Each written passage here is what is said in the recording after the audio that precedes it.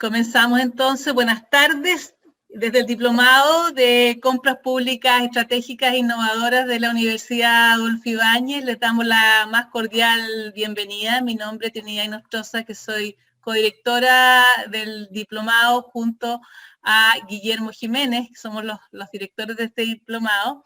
Y es el segundo conversatorio que tenemos. Ya tuvimos un primer conversatorio respecto de las compras públicas en pandemia, y hoy día el tema que nos convoca es la reforma al Tribunal de Contratación Pública que se está planteando en el marco de la modificación a la ley 19.886, que actualmente se encuentra en su primer trámite ante el Congreso. Bueno, y en el día de hoy nos acompañan dos destacados profesores del diplomado, a quienes tendrán ustedes de conocer también durante el curso del diplomado, aquellos que lo cursen, don Álvaro Arévalo y don Andrés Ruiz, que nos presentarán hoy día la reforma. Y en primer lugar voy a dejar a don Álvaro Arévalo. Él es actualmente profesor, es el presidente del Tribunal de Contratación Pública, ya lleva varios años liderando el Tribunal de Contratación Pública, y también ha propuesto una serie de reformas y modificaciones que mejoren el funcionamiento del tribunal. Y hoy día tenemos la posibilidad de escucharlo respecto de la modificación que se está planteando. También es profesor en varias universidades, tanto en esta universidad como también en otras universidades donde precisamente él presenta la cátedra relativa al Tribunal de Contratación Pública. Así que, bueno, tenemos el honor de dejar con ustedes a el presidente del Tribunal de Contratación Pública y profesor de este diplomado, don Álvaro Arévalo, en primer lugar, para luego continuar después con Andrés Ruiz. Muchas gracias, Trinidad. Muchas gracias a la universidad y a la facultad por la invitación y la oportunidad que nos dan de dar a conocer nuestra opinión respecto de algo tan importante como es esta modificación a una ley que ha sido tan exitosa, porque esa es la verdad. Esta ley tiene 15 años, 2003, 16 años. Nosotros empezamos a funcionar en el 2005, o sea, tenemos 2 años menos, somos 2 años más jóvenes que la ley. Pero yo creo que ha tenido un éxito importante en lo que es el tema de las compras públicas. Voy a ver cómo podemos empezar a compartir. Yo tengo una presentación que espero que no dure mucho y que no los aburra, donde exponemos en forma muy sucinta lo que es la situación actual de la ley, las reformas que hay al proyecto y la opinión del tribunal respecto a muchos de estos aspectos que yo creo que es necesario considerar. Ahora me van a tener que ayudar para ver cómo funciona esto, porque estoy tratando de ubicarme con la presentación. Compartir pantalla. A ver, un segundo. ¿Un botón verde? El botón... Espérame un segundito. Ahí estamos. Pero me fui a otro lado yo. Me fui al sistema nuestro. Lamentablemente, aquí hay, espérate, no sé qué pasa con el botón compartir pantalla. Aquí está. Y ahí le van a aparecer varias opciones. Aquí está la presentación nuestra. Ahí está. ¿Estaríamos? Perfecto. La Francisca es la que me ayuda en las clases. Yo espero que me siga ayudando ahora. Por supuesto. Bueno, vamos a tratar de bueno, primero, además de agradecerle a la universidad, saludar a Andrés Ruiz, un distinguido colega que conozco hace mucho tiempo y que voy a tener el honor de compartir esta tribuna con él. Voy a tratar de ser lo más sucinto posible. La presentación está hecha para lo que es la ley 19.886 y el proyecto que la modifica. El esquema que voy a seguir muy brevemente es primero situarnos en el tribunal actual, que todavía es nuestra ley y va a seguir siendo hasta que no se promulgue la reforma. Después vamos a hablar de las reformas al tribunal que contiene el proyecto de ley. Y finalmente voy a plantear algunas propuestas que el tribunal ha formulado para mejorar este proyecto de ley, que estimamos que es muy positivo, pero que requiere ciertas mejoras. Entonces, vamos a lo que es el Tribunal de Contratación Pública en la ley 19.886. aquí estamos viendo qué objetivos se tuvo al crear, al dictar esta ley el año 2003, ¿cierto? Esto partió el año, creo que tuvo 4 años en el Congreso. O sea, partió el año anterior y salió el 2003, el 99 y salió el 2003. ¿Cuáles son los objetivos que se propuso la ley para cumplir? Primero, uniformar los procedimientos de contratación de suministro y servicios, ¿cierto? Velar por la transparencia y eficiencia de las compras, tal como se indica aquí. Impulsar la digitalización de los procesos de compra, teniendo un impacto en el comercio electrónico y posesionar a nuestro país también en lo que es el comercio internacional.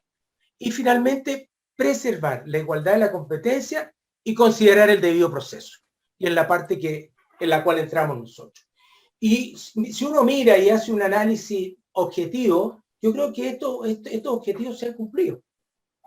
Se estableció un sistema y se han uniformado los procedimientos, queda mucho por hacer. Acabamos de ver nosotros el informe que hizo la Fiscalía Nacional Económica y hay todavía muchas cosas que corregir, pero yo creo que en gran medida durante este tiempo estos objetivos se han alcanzado y obviamente ya es momento de perfeccionar esto y hacer las modificaciones importantes. Bueno, esta ley para el cumplimiento de estos objetivos creó 3 instituciones, ¿cierto? Un sistema de información de compras públicas, la Dirección de Compra y Contratación Pública y el Tribunal de Compras Públicas. Eso está en cada uno de los artículos que se señalan en la gráfica. Y bueno, al respecto también decir, y lo he dicho siempre, habló de un informe de la Fiscalía Nacional Económica, que yo lo tengo como lo siempre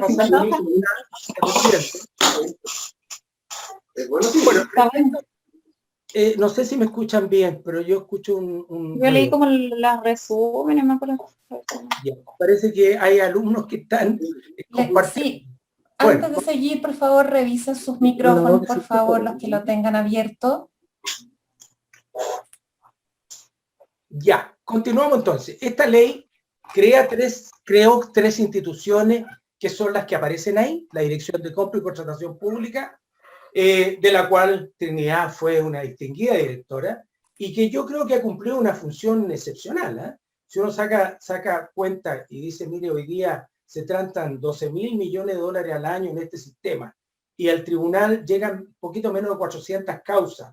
Bueno, quiere decir que funciona bien la dirección porque el potencial de conflicto es bastante grande y lo que llega al tribunal es acotado. Entonces, además que la gestión de la dirección ha sido reconocida incluso internacionalmente. Entonces, yo creo que es un servicio público descentralizado, chiquito. No sé, la última vez que hice el cómputo no tenía más de 130 empleados, pero todos profesionales de gran nivel. Y después lo otro que se crea es el portal Mercado Público que administra la dirección, que yo creo que es la revolución que se produjo con las compras públicas, con la dictación de esta ley, ¿cierto? Esto es establecer un mercado informático donde el elemento básico es la transparencia, porque todo se publica, se transa, las licitaciones se efectúan ahí. Creo que fue un paso enorme que se dio en todo lo que significa las compras públicas y hacerlas cada día más transparentes. Y finalmente el Tribunal de Contratación Pública, que se creó precisamente para resolver los conflictos que se produjeran en el ámbito de las compras públicas entre los oferentes y los licitantes. Vamos ahora a ver lo que ha sido la competencia del tribunal durante estos años. Primero decir que, yo se los digo siempre a los alumnos, que el tribunal no es superintendencia ni contraloría. No recibe denuncias, aunque mucha gente no lo sabe y nos mandan cartas, nos mandan denuncias. Entonces nosotros se las contestamos todas y le decimos, mire, para que el tribunal pueda actuar, usted tiene que tener un grado de formalidad que es la demanda. Entonces, si tiene algo, manda la demanda y nosotros partimos conociendo. Es competente este tribunal para conocer de la acción de impugnación contra actos, omisiones ilegales o arbitrarios ocurridos en los procedimientos administrativos de contratación con órganos de la administración del Estado. Eso es lo que nosotros tenemos hoy día. ¿Quiénes son los que están sujetos a la jurisdicción del tribunal? Los órganos de la administración del Estado. El resto del Estado no está sujeto a esta competencia del tribunal. Ahora, esta acción de impugnación también tiene una cuestión relativa de temporalidad, ¿cierto? Va desde la aprobación de las bases hasta la adjudicación de la licitación. Hay podemos hacer algunos comentarios y esto lo viene a solucionar el nuevo proyecto, ¿cierto? Porque a nosotros se nos plantean situaciones que ocurría después de adjudicado, entre que se adjudicaba y se partía a la ejecución del contrato.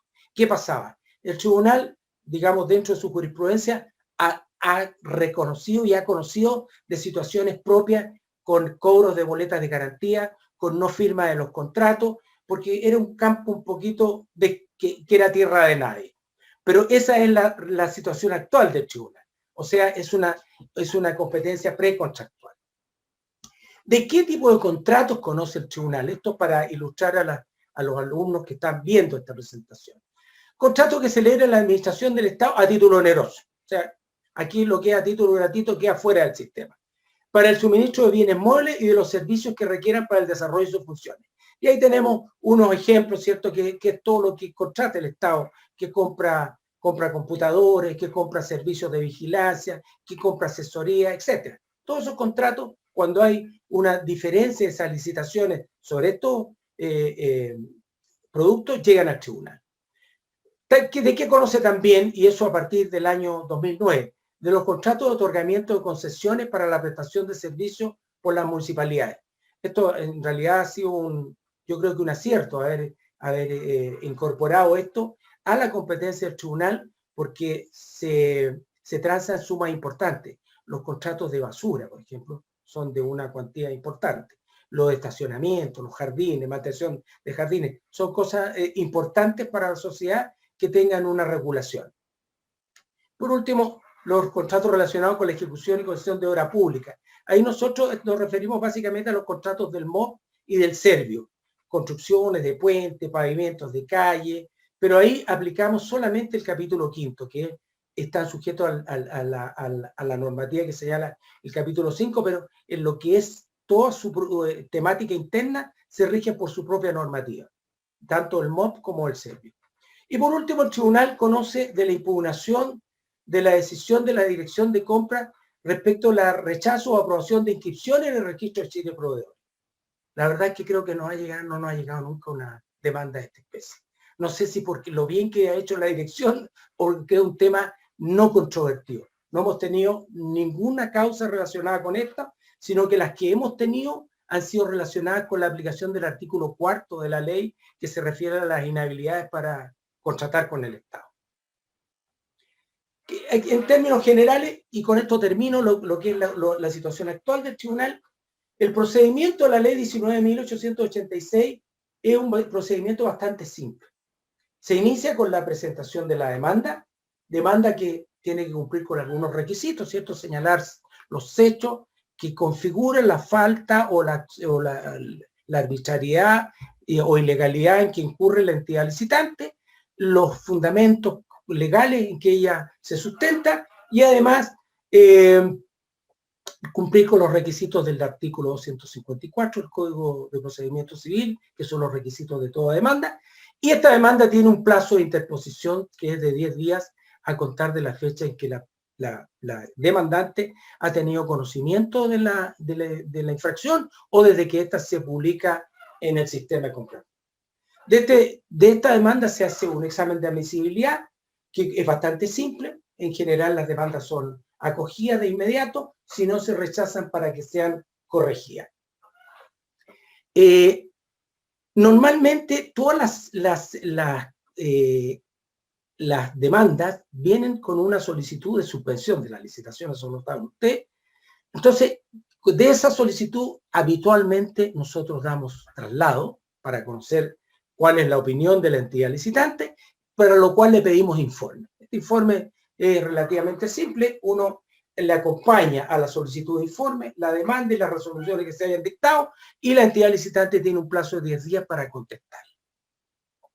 Con el informe, el tribunal resuelve si otorga o no otorga la suspensión y inmediatamente estudia los antecedentes y ve si hay hechos sustanciales pertinentes y controvertidos. Si así ocurre, se recibe la causa prueba exactamente igual que los procedimientos civiles, donde se fijan estos puntos y hay un término de 10 días hábiles para rendir la prueba. Hay algunas disposiciones especiales respecto a la prueba testimonial. Lo mismo que los incidentes son iguales a los de todos los juicios, con la diferencia que aquí no suspenden la tramitación de la causa.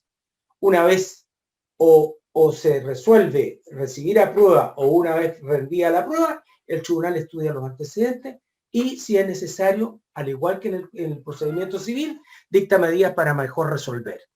Posteriormente cita una sentencia y dicta su sentencia que, como toda sentencia, en este caso tiene que pronunciarse sobre las impugnaciones que se han denunciado en la demanda. Y, curiosamente, a diferencia de lo que es un tribunal civil o de otra especie, en este caso el tribunal, una vez en el caso de acoger una sentencia, puede disponer o está obligado a disponer de las medidas que son necesarias para restablecer el imperio del derecho, que es una gama amplia y tiene una amplia discrecionalidad del tribunal para disponer aquellas que sean más atingentes a tratar de restablecer la situación jurídica en que había sido afectado el demandante. Esta sentencia es reclamable ante la Corte de Apelaciones de Santiago. Hay un plazo hoy día de 5 días para reclamar de esta sentencia. Ahora vamos a pasar a ver la reforma al Tribunal de Contratación Pública. Lo primero, fijamos el contexto de lo que es el tribunal y ahora vamos a ver en qué aspectos se está reformando el Tribunal de Contratación. Sigue siendo el mismo tribunal que está en la ley actual. El único agregado que se formula aquí es que se reconoce que es un órgano jurisdiccional especial y se le otorga a los jueces, a los integrantes del tribunal, el tratamiento de jueces. No hay otra modificación respecto de esta parte del sistema. ¿Cuáles son las modificaciones que van a ser más trascendentes? Actualmente, como todos, la mayoría de ustedes saben, el tribunal recibe el apoyo logístico y de personal desde la Dirección de Compra y Contratación Pública, tarea que ha cumplido de forma muy adecuada en la dirección. Pero ocurre que hoy día la dirección está siendo demandada en muchas causas, sobre todo las relacionadas con los convenios marcos. Entonces hay un problema de presentación, ¿cierto? Hoy día el personal del tribunal, vale decir, personal administrativo, los relatores y todo el staff es empleado de la Dirección de Aeronáutica, de la Dirección, perdón, de Contratación Pública. Y esa es la razón por qué hoy día se propone en el proyecto, y esto fue también conversado en el año 2016, cuando estudiamos la reforma al proyecto, que pasa esta parte, esta gestión administrativa del tribunal desde Chile Compra a la unidad administradora de tribunales tributarios y aduaneros. Curiosamente, aquí en esta ley, también en el proyecto de ley se pone una dotación máxima del tribunal, que hoy día no está en la ley, se sube de 10, 11 a 19 personas. Entonces, y el personal pasa a tener otra característica distinta a la que tiene hoy día el personal de la Dirección de Compra, que son empleados públicos. Aquí pasan con una condición especial, pero pasan a ser ya contratados por el tribunal. ¿Sobre qué organismo tiene jurisdicción el tribunal y qué es lo que propone el proyecto de ley? Hoy día la jurisdicción, como yo les señalaba, del tribunal está dado respecto de los servicios que integran la administración del Estado, vale decir, la parte ejecutiva del poder, lo que es la administración, lo que son los ministerios, los servicios, y con excepción de las empresas públicas creadas por ley. Ahora, este proyecto de ley sí que tiene modificaciones importantes, porque mantiene los órganos y servicios que integra la administración del Estado, se mantiene como bajo la jurisdicción o potestad del tribunal, pero se agregan corporaciones y asociaciones de participación municipal o regional que para los efectos de la ley, lo señala el propio proyecto de ley, se considerarán como parte de la administración del Estado. Agrega a todos los órganos del Estado, Congreso Nacional, Ministerio Público, Poder Judicial, Servicio Electoral, todo lo que ustedes ven ahí, Consejo Nacional de Televisión, los tribunales, tribunales ambientales, tribunales de libre competencia, Tribunal Calificador de Elecciones, electorales regionales, etc. Y lo que está en las fundaciones, que está agregado que hagan fundaciones, que participe la Presidencia de la República. La más importante que nosotros tenemos y que conoce el tribunal son de las licitaciones de Integra, que administra los jardines infantiles. Se excluye el Banco Central y las empresas públicas creadas por ley y la sociedad en que el Estado tenga una participación superior al 50%.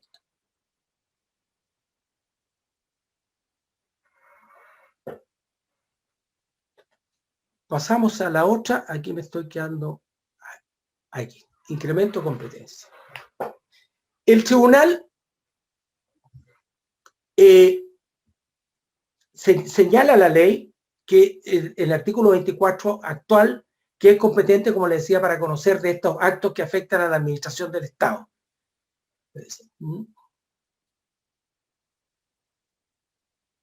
Y ahora se agregan todas estas instituciones que abarca ya no solo la administración, sino que todos los organismos del Estado. Veamos la competencia sobre los procedimientos administrativos de contratación.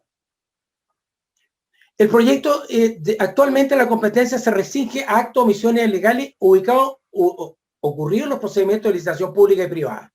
El proyecto establece que además el tribunal va a conocer de todas las actuaciones o omisiones ilegales arbitrarias ocurridas en cualquier procedimiento de compra, de contratación, incluyendo entonces las compras de contrato directo y por convenio marco. Efectivamente, hoy día nosotros estamos conociendo del convenio marco. Esta es una jurisprudencia que se ha ido, digamos, estableciendo en el tiempo, porque evidentemente el convenio marco participa prácticamente de todos los elementos de una licitación pública normal. Entonces, pero no hemos conocido nunca del trato directo. Y hoy día el proyecto de ley propone una serie de fórmulas distintas de trato directo, que están definidos en el artículo 7º, que ahí donde se señalan todas estas compras por cotización, compra ágil, acuerdo dinámico de compra, contrato para la innovación, una serie de fórmulas que en definitiva van a llegar al tribunal porque así lo establece la ley. Hablábamos el otro día cuando vimos la presentación de la Fiscalía Nacional, que en realidad lo lógico es que se reduzca el tema de la compra directa, sea como se llame.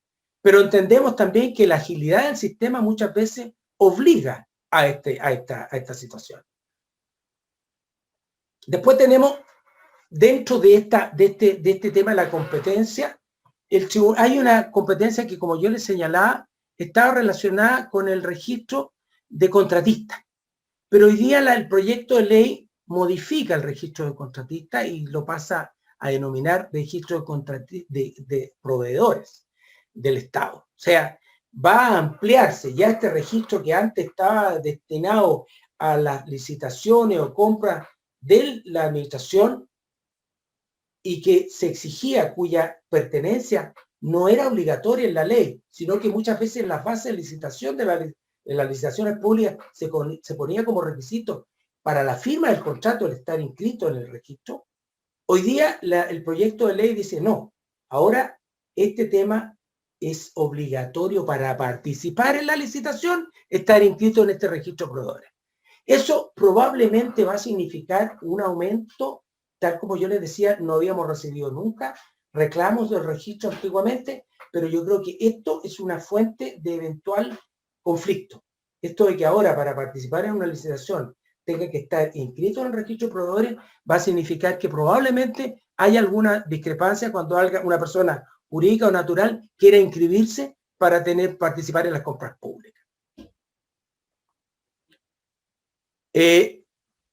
Además, el artículo 24, que señala el tema de la competencia nuestra, nos da competencia para conocer, y este es un tema que ya nosotros esbozamos en la oportunidad anterior que tenía que verse, de un requerimiento de impugnación señalado en el artículo 30 cuarto, que se refiere a actos o omisiones ilegales o arbitrarios ocurridos en procedimientos de contratación pública advertidos por la Dirección de Contratación Pública, la Dirección de Compras. La Dirección de Compras puede requerir informe y puede requerirle al tribunal que se pronuncie acerca de la legalidad o ilegalidad o arbitrariedad de un proceso de compra.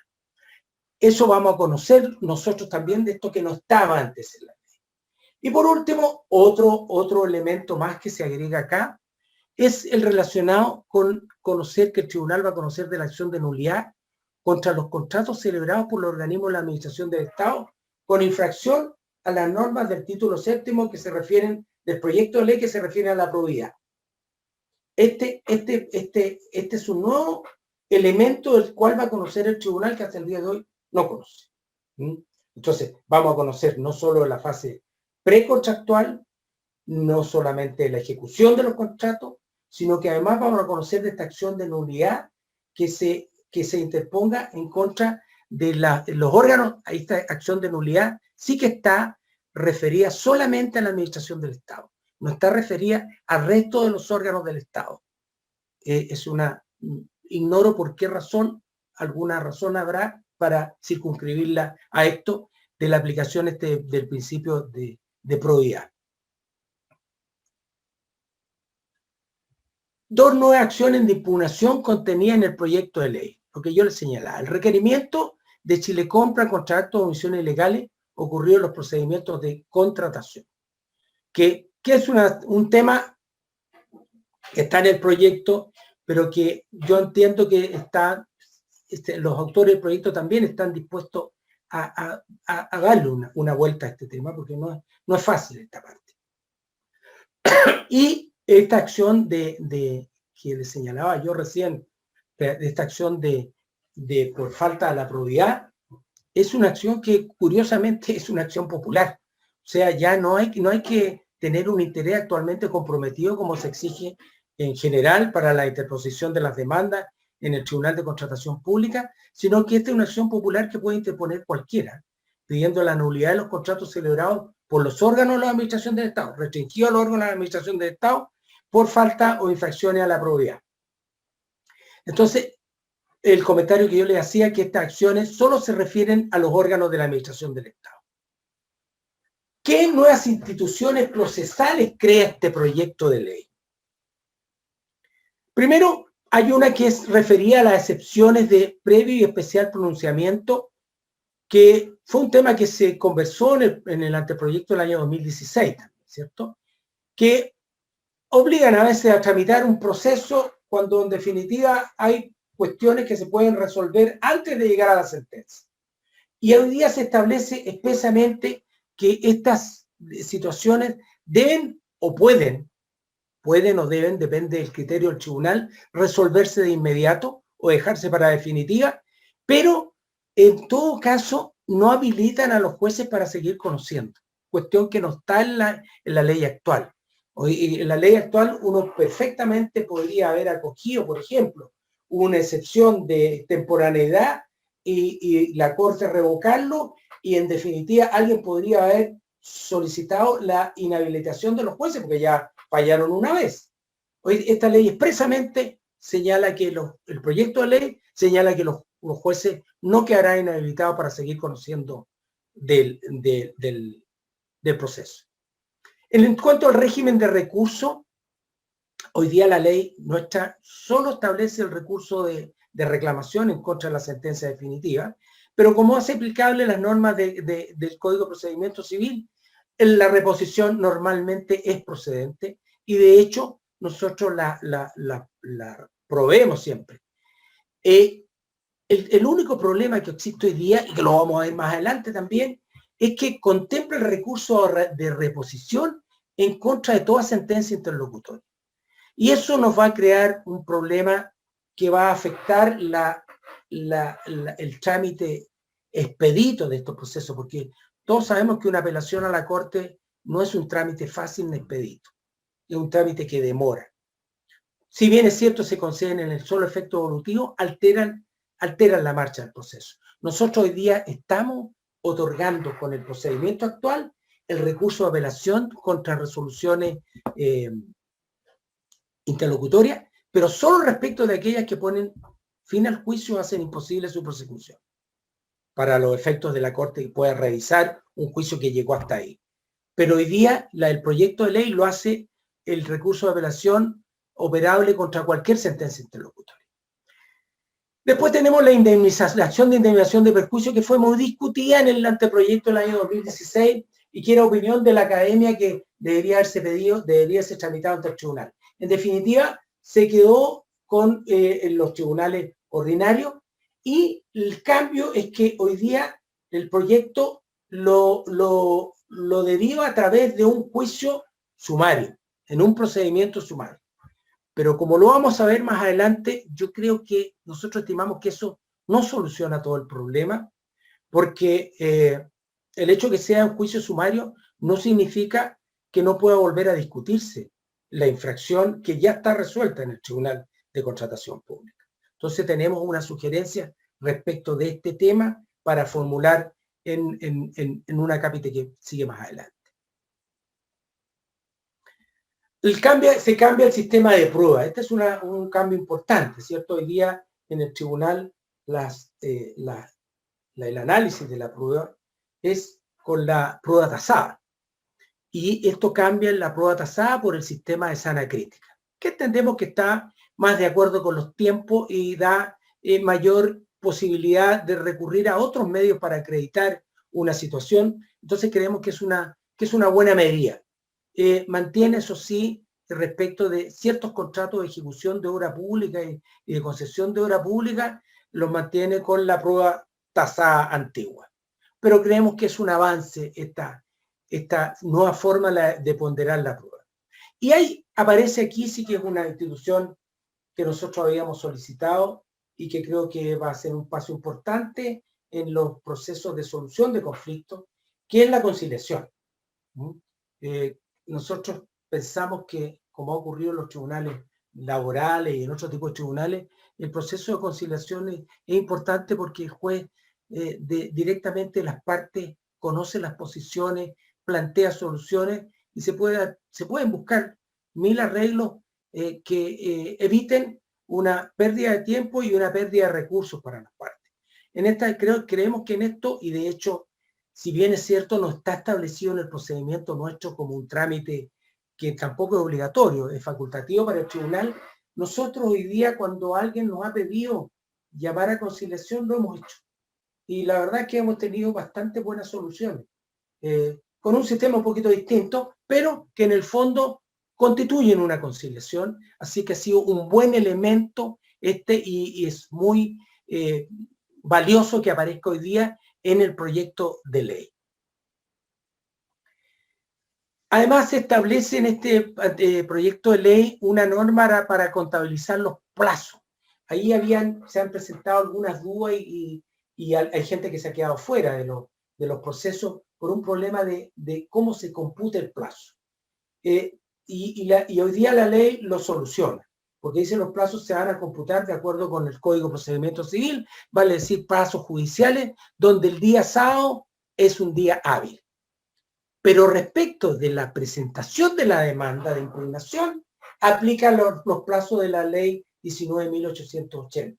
Dice, no, este es un tema todavía que está en el campo administrativo y en consecuencia usted no puede computar el día sábado porque de acuerdo con esta ley el día sábado es inhábil. Entonces, esto que ya lo había recogido la jurisprudencia está sancionado ahora en el proyecto que se está tramitando. Otra norma que contiene el proyecto es que le señala al sistema de información y gestión de compra que Chile Compra notifique en el portal cuando se ha presentado una demanda en una licitación. Eso es importante, tiene una importancia práctica porque el día de hoy no existe eso. Entonces ocurre muchas veces que alguien impugna una adjudicación y se produce el juicio entre el impugnante y la entidad licitante que adjudicó la adjudicación. Pero el adjudicado no tiene idea del cuento y puede que no sepa nunca y de repente le llega una sentencia que lo afecta sin que haya sido parte y nadie lo haya notificado al respecto. Entonces, creemos que es importante, nosotros en el anteproyecto cuando conversamos vimos la posibilidad de poder notificar a esta persona, lo que causa también algún tipo de dificultad, pero nos parece que esta solución es razonable y el adjudicado no podía alegar ignorancia que el día que le llegue una sentencia que lo afecta en un proceso licitatorio que fue impugnado. Se establece algunas normas del término probatorio donde se pueden solicitar todas las diligencias que se hubieran pedido con anterioridad. Se amplía el plazo para la presentación de lista de testigos de 2 a 3 días y consagra los exhortos a jueces de letras civiles vía informática para actuaciones y diligencias probatorias. La verdad es que el tribunal hasta el día de hoy ha funcionado mucho con el auto acordado dictado por la Corte Suprema que le permite una serie, y que nosotros modificamos, que le permite una serie de actuaciones. Bueno, esto está hoy día puesto en la ley y es como se opera, cómo se está operando hoy día. En el fondo viene a recoger algo que está ocurriendo, que es toda la tramitación a través de los tribunales civiles. Nosotros también hemos firmado un convenio para la transmisión de la información nuestra con la Corte de Apelación y con el Poder Judicial. Y incrementa, otra de las modificaciones que introduce este procedimiento, es que incrementa el plazo para interponer recursos de reclamación en contra de la sentencia definitiva que dicta el tribunal. Lo amplía de 5 a 10 días. Esas son modificaciones que tienen incidencia en lo que tenemos hoy día. Ahora, hay una norma que es muy importante, que yo siempre la trato aparte, que es la suspensión, es la posibilidad de suspender el procedimiento y ahora la ejecución del contrato que tiene el Tribunal de Contratación Pública. Antiguamente era solamente el procedimiento de contratación. Hoy día, si lo vemos, está ahí reproducida la norma, puede suspenderse la etapa precontractual y durante la ejecución del contrato. El proceso de contratación. Dice que una vez decretado la suspensión, el organismo licitante se abstiene de ejecutar cualquier, tal como lo señala, y celebrar cualquier contrato que en relación con la materia que ha sido suspendida. Esto, si bien hoy día ocurre, está bien que quede sancionado en una norma. No se olviden ustedes que hoy día el tribunal funciona con 5 normas, del artículo 22 al 27 de la ley. Y aquí se le agrega una serie de normativas que, entre paréntesis, es bien dificultosa de seguir por la técnica legislativa empleada. Porque si ustedes ponen la gráfica de la ley actual con el proyecto de ley, es de difícil lectura. Así que yo creo que nos vamos a seguir encontrando con sorpresa en la medida en que seguimos analizando este proyecto de ley, que es bastante completo por lo demás. Álvaro, perdón, ¿podemos en 5 minutos después resumir las propuestas del tribunal? Sí, por supuesto. Ya. No podemos volver atrás. Entonces, ahora, hoy día aparece una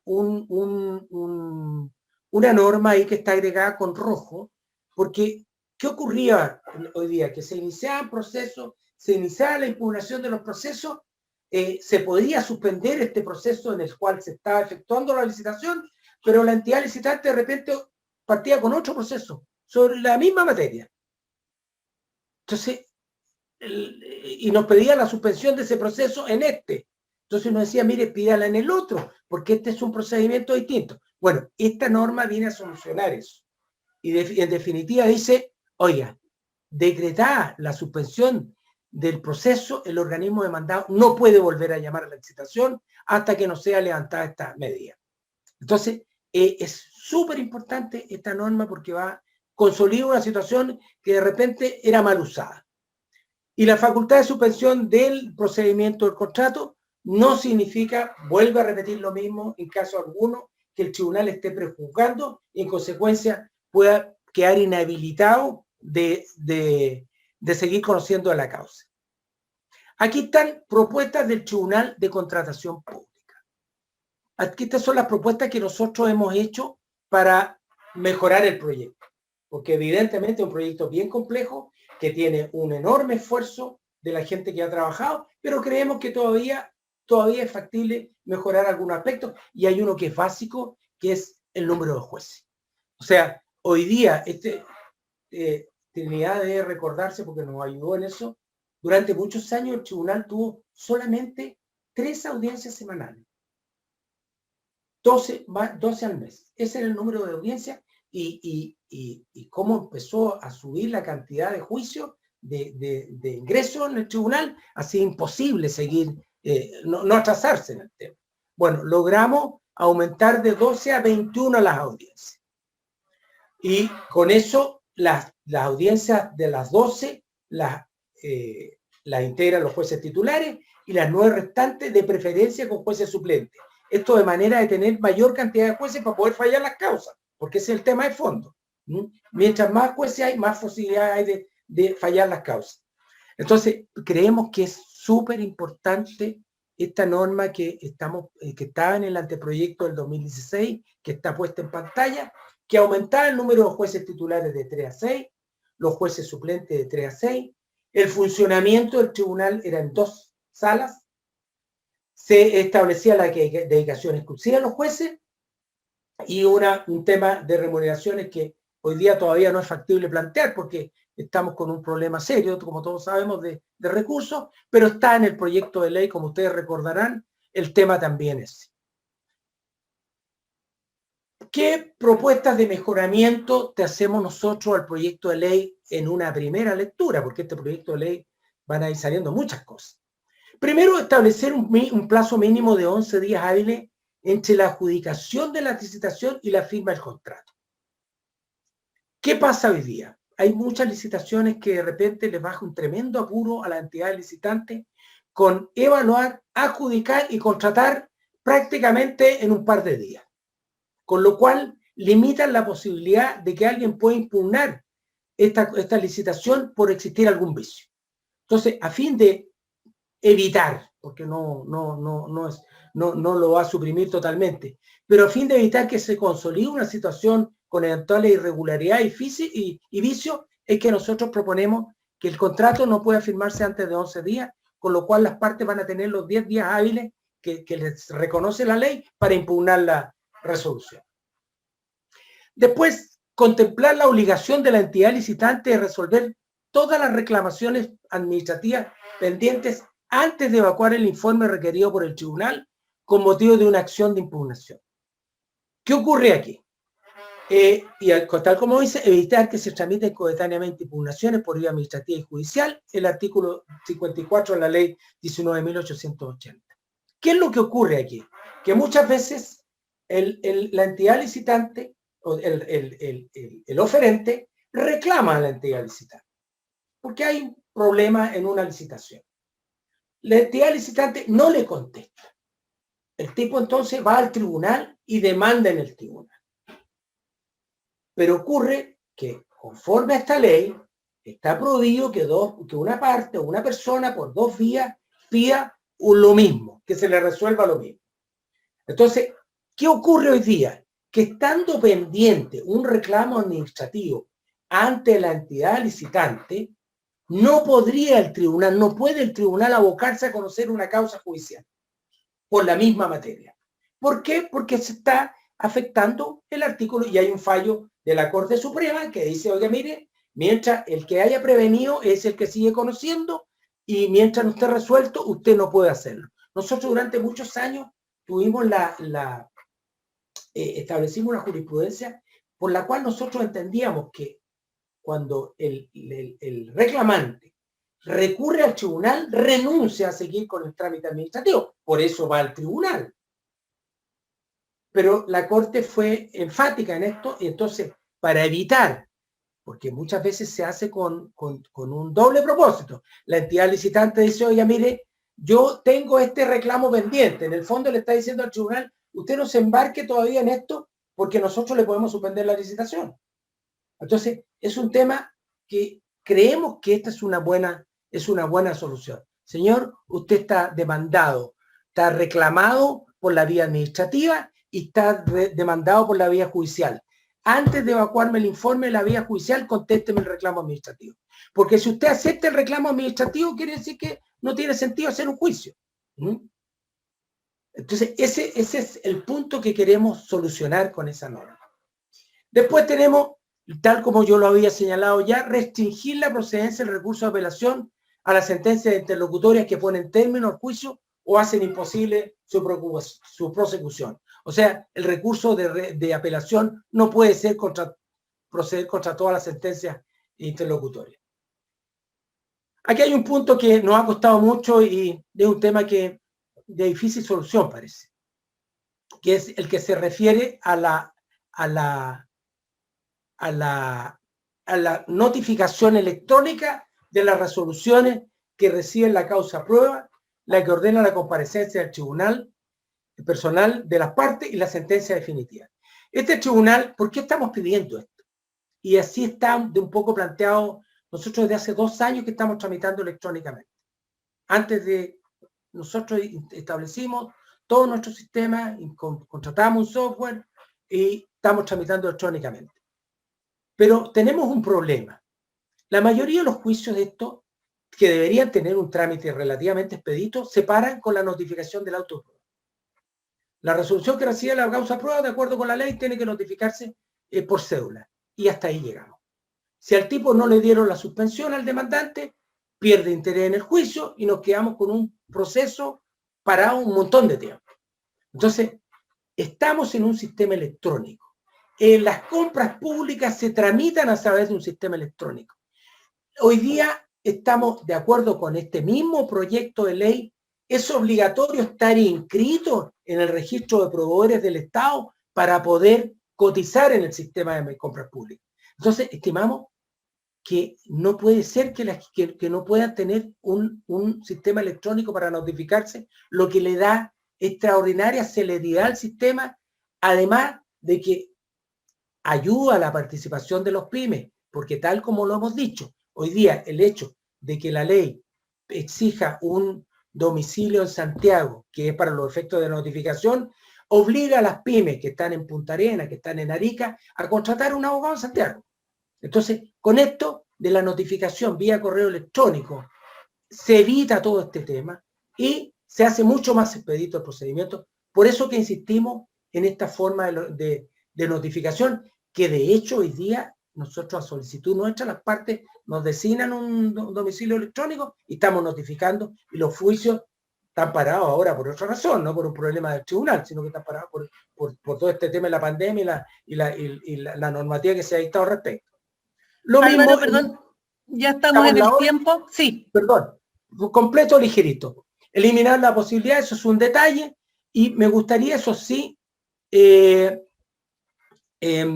definir esto de la sentencia, que quede constancia en la ley de que en el juicio sumario que el que obtiene en el proceso demande ante un tribunal ordinario, no se pueda volver a discutir la infracción declarada por el tribunal en los mismos términos que aparece aquí, como lo dispone el artículo 151 de la Ley Orgánica de Municipalidades.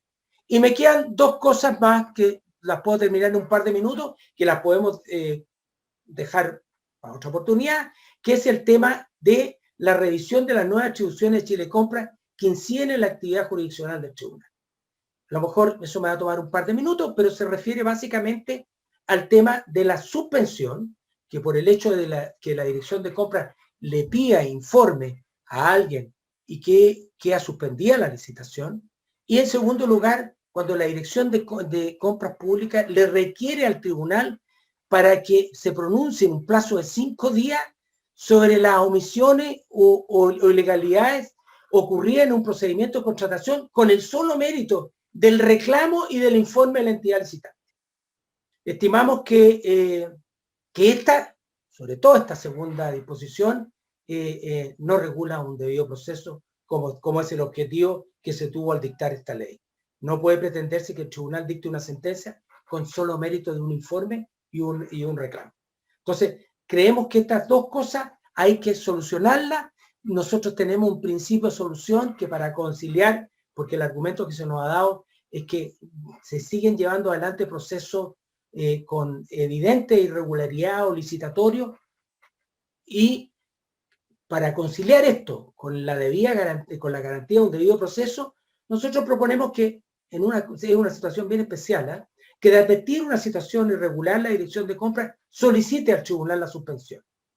Y el tribunal resolverá si la acoge o no, y en el evento de acceder a la suspensión, se establece un plazo para que sea el Consejo de Defensa del Estado, porque aquí se nos ha dicho que hay un problema de interés fiscal comprometido, sea el Consejo de Defensa del Estado el que sostenga la acción ante el tribunal. Pero no podría ser de otra manera, porque esa es la manera de hacer un proceso judicial que termina con una sentencia. En términos generales, y cosas me han pasado un minuto en la hora, pero es bastante extenso esto, y esta es la opinión del tribunal respecto del proyecto que modifica la ley de compras públicas. Así muchas gracias, Álvaro. La verdad que ha sido muy clara, muy ilustrativa la presentación. Y además no solamente hacen comentarios, sino que ustedes van un paso más allá y hacen una propuesta mejora, lo que hay que hacerlo llegar sin duda ahí al Congreso durante la tramitación de la ley. Muchas gracias, Álvaro. Igual si alcanzamos finalmente vamos a tener un espacio para preguntas. Entonces, bueno, ahora habría que dejar de compartir para dar el paso a nuestro siguiente panelista y procedo a presentarlo. Bueno, don Andrés Ruiz. Andrés Ruiz es un abogado con larga experiencia en materia de contratación pública, primero desde la Contraloría General de la República, trabajó en la división que hoy día es la de Infraestructura y Regulación, en aquel momento tenía otro nombre, entiendo, Andrés, y posteriormente durante muchos años trabajó en Chile Compra y fue jefe de la división jurídica de Chile Compra, actualmente el fiscal de la Universidad Central y también es profesor de nuestro diplomado. Así que dejo con ustedes a Andrés Ruiz.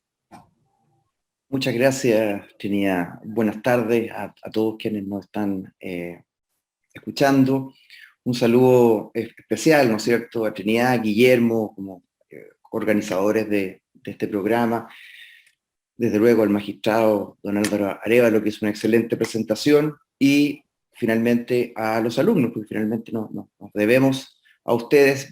Alcancé a ver en algunos nombres, me pareció ver el nombre de Matías Villarroel, fue un destacado, no sé si será el mismo Matías Villarroel, pero el que yo tuve como alumno en la Universidad Central fue un destacado alumno de mi curso, y me alegra, si es que fue él, que se haya motivado y continúe en el área, ¿no es cierto?, de la contratación pública. Tengo una presentación que voy a compartir con ustedes. Afortunadamente creo que nos topamos en muy pocos temas con don Álvaro. Él hizo una exposición muy clara respecto de los principales aspectos, y yo me voy a enfocar más bien en abordar algunos asuntos que me parecen especialmente relevantes, interesantes, y bueno, titulé esta presentación, ¿no es cierto?, Nuevas competencias, similares resultados, porque tengo, la verdad, una visión un tanto crítica de lo que es este proyecto de ley. Desde luego vamos a ver algunos aspectos que considero importantes, que son un avance sin duda, pero en otros creo que nos estamos quedando. Y para poder justificar esa posición, quisiera compartir con ustedes un pequeño, ¿no es cierto?, esquema respecto a lo que, a mi juicio, cuáles son los factores que inciden en un buen contencioso de contratación pública. La contratación pública es una materia que no solamente es bastante dinámica, sino que también ha tenido, es un tema de globalización. O sea, cuando hablamos de compras públicas en Chile y hablamos de los problemas que tenemos en Chile, son muy similares a los que pueden tener el resto de los países, porque a mi juicio comparten ellos dos principios que son esenciales dentro del sistema, pero que además están en permanente tensión. Entonces, eso es lo que termina dificultando, creo yo, el poder crear un buen sistema. Y un primer principio de todo sistema de reclamo en contratación pública tiene que ver con la seguridad. ¿La seguridad para quién? Básicamente para el proveedor que resulta adjudicado. Él es que finalmente hizo una oferta y en la etapa de ejecución del contrato va a tener una inversión importante de recursos. Entonces a ese proveedor tenemos que darle seguridad. ¿Cómo se le da seguridad a ese proveedor? Bueno, en el sistema de reclamos tiene que tener un plazo breve, sin interrupción. No, estoy planteando en todo caso modelos teóricos. No, es muy difícil porque, insisto, la clave de esto es tratar de combinar ambos factores. Están en permanente tensión, pero los dos los necesitamos. Entonces, en un modelo teórico donde queremos darle seguridad completa a ese proveedor, tendría que ser un sistema con un plazo breve, sin interrupción, donde no se suspenda nunca el acto, la sentencia no tenga un efecto anulatorio, no se afectan derechos de terceros, el término probatorio va a ser breve, y una titularidad de la acción restringida solo a quienes tengan un derecho subjetivo comprometido. Entonces, bajo esa lógica, ¿cierto? Podría ser que nos llama un proveedor, un ejemplo, nos hace una consulta, me dice, mire, ¿sabes qué? Tengo una licitación donde resulté adjudicado, pero mi competencia interpuso una demanda ante el tribunal. En esta lógica yo tendría que decirle, mire, ¿sabes qué? No te preocupes, porque finalmente en la decisión no se te va a afectar tu derecho adquirido y independiente si en la adjudicación existieron vicios de legalidad o no, tu contrato va a ser respetado. Entonces queda con una sensación de seguridad. El problema es que si nos enfocamos solamente en seguridad, tenemos un problema, tenemos un posible vicio de corrupción, ¿no es cierto? Porque si están puestos los énfasis en que no va a ser tocado el contrato, naturalmente que va a haber un incentivo, creo yo, para efectos de que uno pueda, ¿no es cierto?, entrar en prácticas poco competitivas o que derechamente sean ilegales.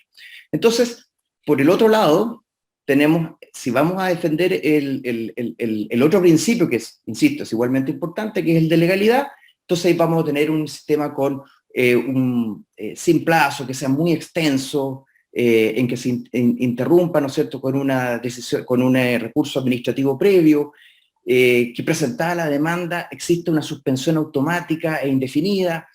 El efecto, desde luego, tendría que ser solamente anulatorio, un efecto de la sentencia de carácter erga omnes, un término probatorio amplio y, por último, una acción popular. Ahí podemos decir que nuestro sistema es tremendamente garantista, ¿no es cierto? Podemos decir que en ese sistema teórico vamos a hablar solamente de legalidad, no va a pasar ninguna licitación que no tenga un filtro de legalidad importante, pero el precio que tendríamos que pagar a eso es, yo le llamé de regresión, es decir, nadie razonablemente va a asumir el riesgo de invertir en un contrato administrativo si en la mitad del contrato alguien presenta una demanda, la demanda se acoge y, por supuesto, como estamos respetando la legalidad, tendría que necesariamente anularse, ¿verdad?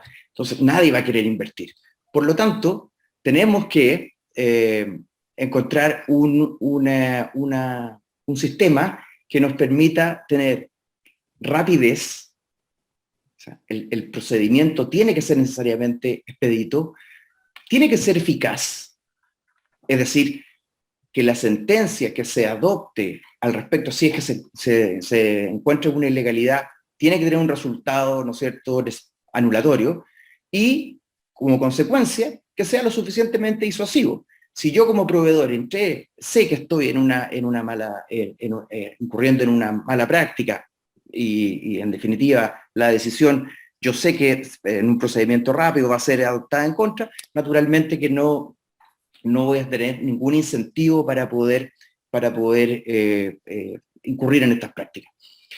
A mi juicio, lo que tenemos hoy en día en la actualidad es un sistema donde básicamente va por el lado de la seguridad, ¿no es cierto?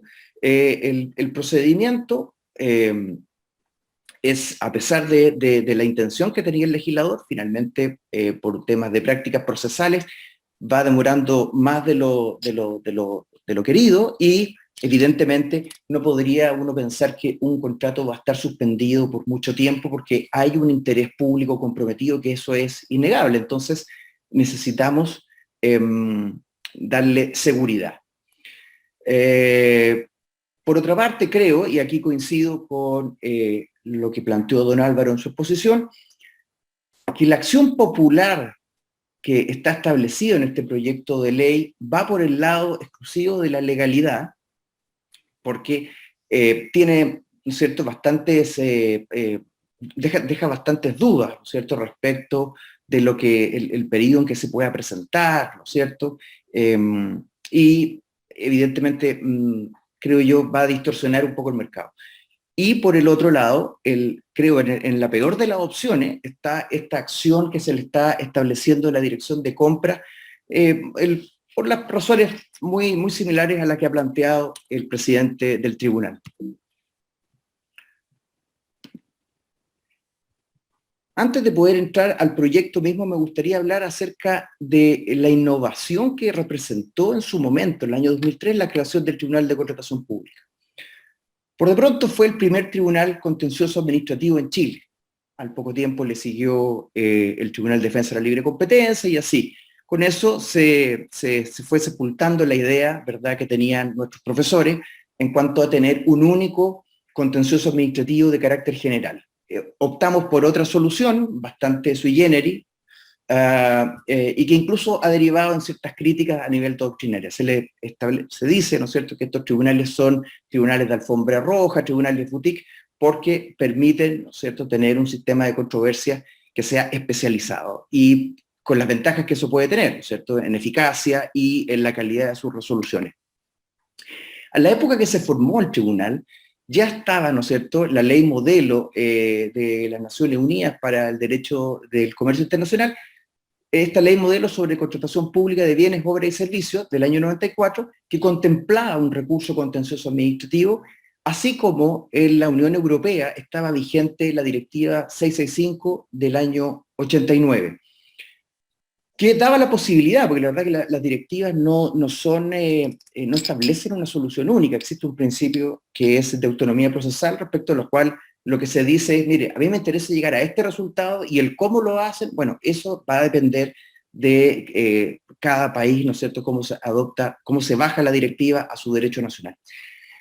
Ahora, esta directiva tenía presentaba algunas debilidades. La Unión Europea toma nota de las deficiencias de su regulación y dicta la Directiva 66 del año 2007, que muy a grosso modo podríamos decir que las principales innovaciones es establecer un plazo suspensivo, muy similar a lo que planteaba el presidente en su exposición, conocido ahí como standstill, es decir, que entre el periodo de adjudicación y la firma del contrato tiene que pasar necesariamente un plazo mínimo donde no se puede hacer nada. ¿Para qué? Para evitar que los organismos públicos corrieran, ¿no es cierto?, con el proveedor a firmar el contrato y con eso dejarlo en la situación, ¿no es cierto?, consolidada y que no se pueda atacar. Y lo otro era establecer plazos mínimos para la interposición del recurso. O sea, la legislación nacional de cada país no podía contemplar no menos de 10 días hábiles para poder ¿no es cierto?, que se presentara el recurso de reclamación.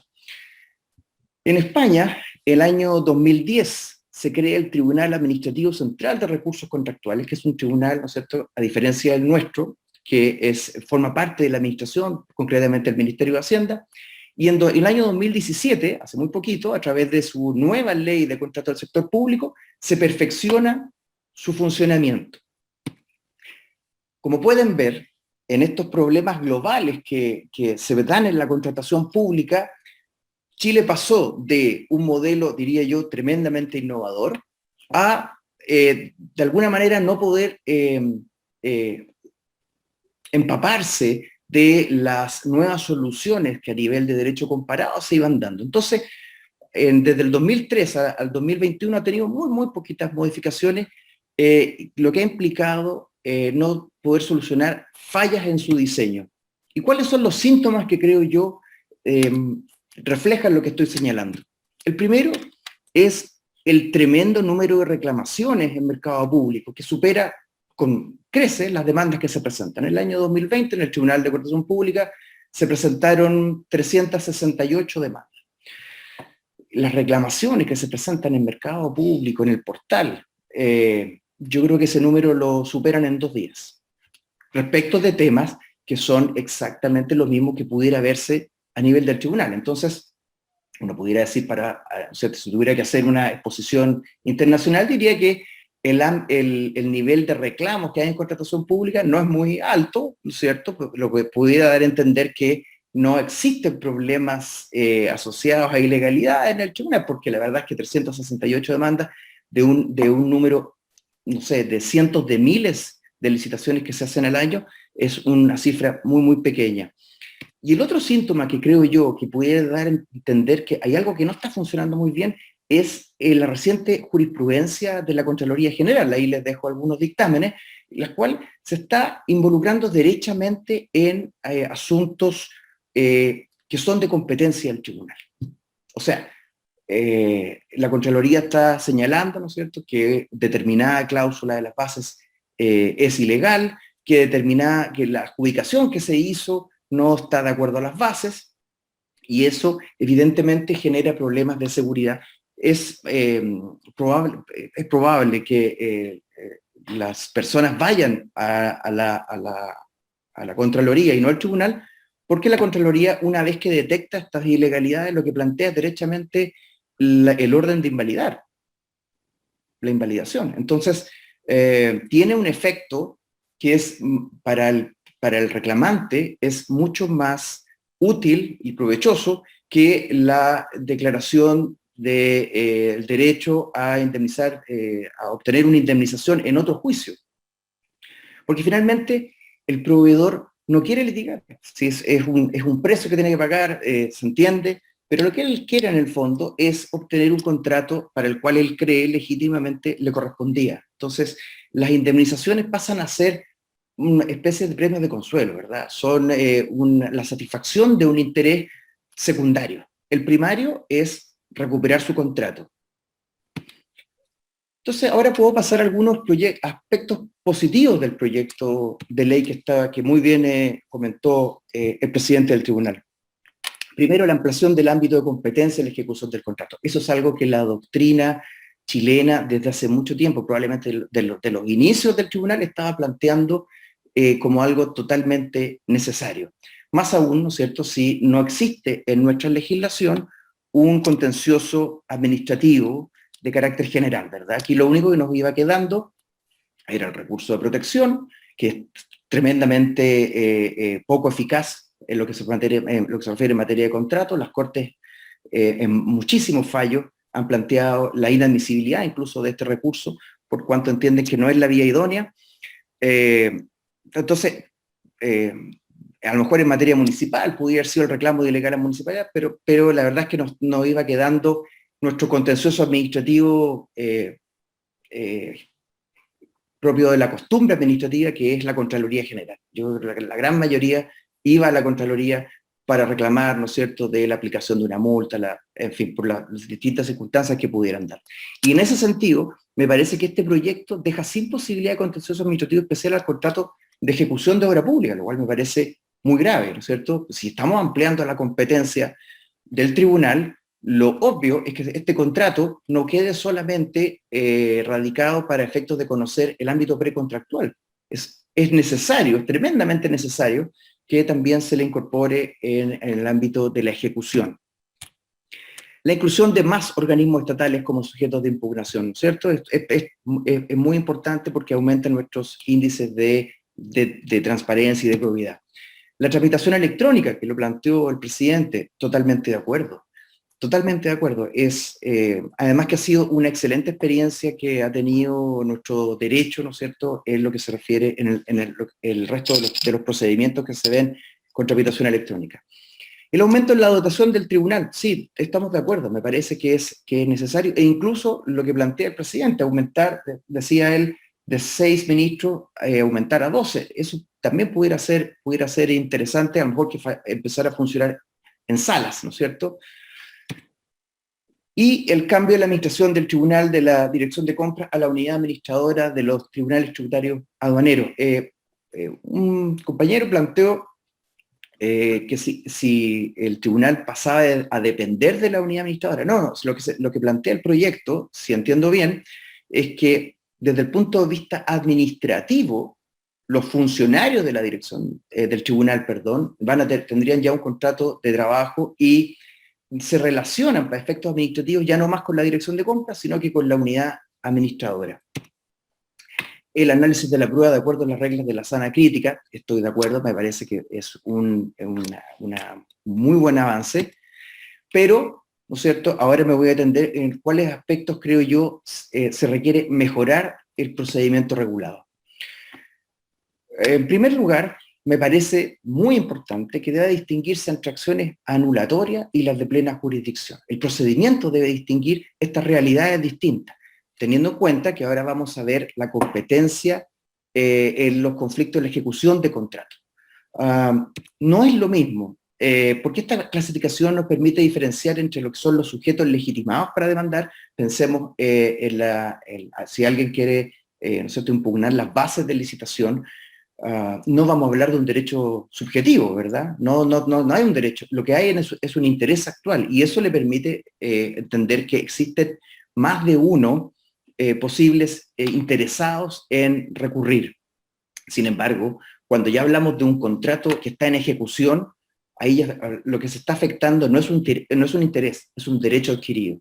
Es un derecho, ¿no es cierto? Si a alguien se le termina anticipadamente el contrato, se le está afectando un derecho. Plazos para presentar la demanda, formulación de litis consorcios, efectos que produce, ¿cierto?, erga omnes relativo. Es totalmente razonable que si alguien impugna unas bases de licitación, ese efecto de la nulidad de las bases le afecte a todos los posibles interesados y no solamente a quienes fueron parte del juicio, ¿verdad? Entonces, todos estos factores, creo yo, inciden en el carácter urgente o no de un procedimiento.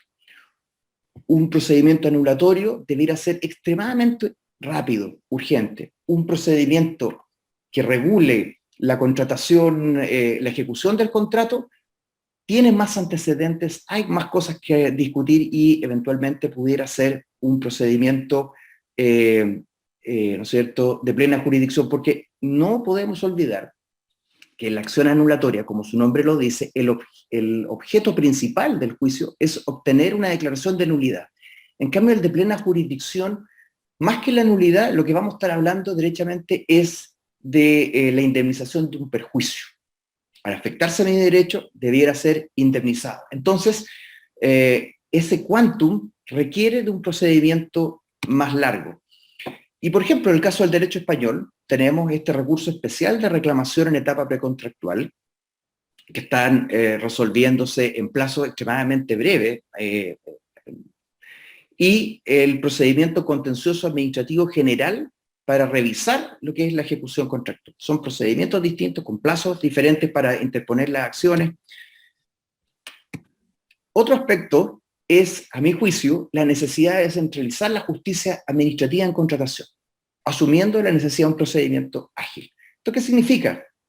Significa que, y un poco lo que plantea también el presidente en su exposición, decía, mire, las pymes de regiones extremas les resulta extremadamente caro litigar, porque tienen que contratar un abogado en Santiago. Y yo agrego, no solamente tienen que contratar un abogado, sino que probablemente van a tener que pagar los pasajes a Santiago para sus testigos, porque el procedimiento se verifica acá, ¿no es cierto? Entonces, creo yo que, además, otra cosa, si el procedimiento funciona, vamos necesariamente a revertir esta tendencia que tenemos muchos reclamos de carácter administrativo ante el portal de reclamos del mercado público, y de esos deberíamos empezar a tener más en el tribunal, lo que evidentemente va a implicar una recarga de trabajo para el tribunal. Entonces, para eso, creo yo que necesitamos descentralizar. Y una propuesta puede ser que bajo las 5.000 UTM conozcan los juzgados civiles con asiento de corte de cada región. Entonces, ese pyme, que probablemente no se va a adjudicar un contrato tan grande, va a poder litigar tranquilamente bajo un nuevo procedimiento en los juzgados civiles, y dejamos al Tribunal de Contratación Pública que se aboque a las causas más cuantiosas. Esta solución me parece que es fácil de adoptar. En el derecho comparado, por ejemplo, en la legislación española tenemos, además de este tribunal central, tenemos los tribunales que se van dando en las comunidades autonómicas, y, como si fuera poco, además tienen una justicia de carácter local, territorial, que también puede revisar aspectos en materia precontractual. Hay algunos trámites que dilatan la decisión judicial en procedimientos anulatorios. Prohibir, por ejemplo, la compatibilidad de recursos administrativos o reclamaciones del artículo 30 bis, porque lo que tenemos hoy en día es un plazo de 10 días para presentar la demanda, ¿verdad? Pero también tenemos el artículo 54 de la Ley de Procedimiento Administrativo que nos dice, mire, si usted interpone un recurso administrativo, ¿no es cierto?, existe después lo que es la interrupción para poder presentar el recurso en materia legal. Y eso significa, ¿no es cierto?, un mes que se pueda demorar tranquilamente el organismo administrativo, y después de ese mes yo tendría, por efectos de la interrupción, los 10 días para impugnar ante el tribunal, lo cual significa que el procedimiento se sigue alargando y por lo tanto cada día que pasa va a ser más difícil adoptar una decisión de carácter anulatorio. Excepciones dilatorias con pronunciamiento especial que establece el artículo 25 ter, inciso primero del proyecto de ley. Si el procedimiento es lo suficientemente rápido, creo que no es necesario que exista este pronunciamiento especial. A diferencia de lo que planteó el presidente en su exposición, a mí la verdad que me parece que el llamado a conciliación pudiera ser muy efectivo en un procedimiento de plena jurisdicción, donde estemos discutiendo indemnizaciones, pero en un procedimiento anulatorio, como puede ser el procedimiento que se da en fase precontractual, es difícil, porque lo que estamos hablando ahí es de una actuación contraria a derecho. Entonces, es complejo poder llegar a un acuerdo en esa materia. Y ahora sí me puedo abocar a los aspectos más específicos de este proyecto de ley. En primer lugar, señalar, ¿no es cierto?, lo que se refiere al artículo 24, número 4, y 34, acerca de la titularidad de la acción por parte de la Dirección de Compra. Y no me voy a extender mucho más porque aquí comparto plenamente lo que señaló el presidente en su exposición. Señalar que la DSCP no tiene por qué cautelar derechos subjetivos del contratista. Si un contratista, o sea, aquí lo que estamos hablando es finalmente de un intercambio entre bienes y productos o sea, bienes y servicios y un precio. Entonces, estamos hablando de situaciones estrictamente patrimoniales. Tampoco intereses legítimos de terceros que participan en una licitación, ¿verdad? No veo a la DSCP como una especie de CERNAC. Yo entiendo que el CERNAC, como un defensor de intereses colectivos, incluso difusos, pudiera accionar en representación de la sociedad. Pero aquí los terceros son bastante determinados o determinables, ¿verdad? O sea, son gente que tiene un interés actual en participar. Entonces, que la DSCP intervenga acá no me parece. Y lo que va a significar una especie de subsidio a quienes tienen medios para litigar, porque lo que le cuesta al particular litigar lo va a tener que absorber necesariamente la DSCP. Eso significa contratar más abogados, más analistas y que en definitiva siga creciendo. Desde luego, además, afecta a la seguridad jurídica por el procedimiento que establece. Respecto a la acción popular, que también alcanzó a plantear el presidente en su exposición, primero decir que es muy rara ocurrencia en el derecho administrativo. En Chile tenemos, ¿no es cierto?, el amparo económico como única acción contencioso administrativo de carácter de acción popular, ¿verdad? No se ajusta a la lógica que estamos hablando de derechos subjetivos o incluso de intereses legítimos que cautelar. Además, el procedimiento no está muy claro si se sujeta o no a plazos de presentación. Yo, de la lectura al menos, no me quedó muy claro que se le aplique el artículo 24 ter. A quien no necesita acreditar ninguna legitimidad procesal, ¿cierto?, en solo interés de hacer valer la legalidad, lo que afectará a la seguridad jurídica. Y si vemos un poquito de jurisprudencia internacional, veremos que el Tribunal de Justicia de la Unión Europea no admite, la verdad, tramitación a demanda entablada por el solo interés en la legalidad del procedimiento. Respecto de los plazos para presentar la demanda, yo, a ver, voy a hacer un pequeño alto, no sé si voy muy rápido. Bueno, entiendo que las preguntas se van a plantear al final de la exposición. Prometo avanzar más rápido para poder tener algo de tiempo. El plazo para presentar la demanda, creo yo, no debe ser el mismo para una reclamación impugnatoria que en el procedimiento de ejecución del contrato, por las situaciones que ya les he planteado.